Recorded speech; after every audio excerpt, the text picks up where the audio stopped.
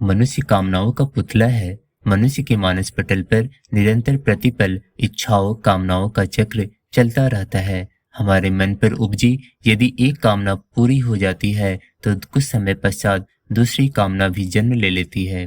इस प्रकार जीवन पर्यंत यही क्रम निरंतर चलता रहता है।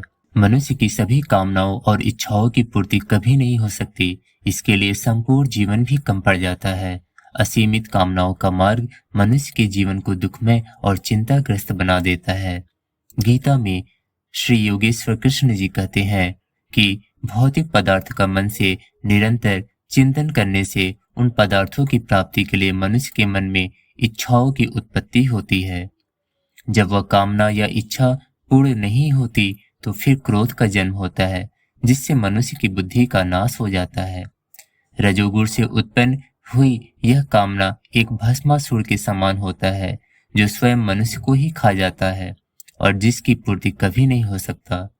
अंतहीन कामनाओं का यह चक्रव्यूह मनुष्य की मानसिक एकाग्रता को भंग कर देता है, जिससे मनुष्य धीरे धीरे आत्मिक पतन की ओर अग्रसर हो जाता है।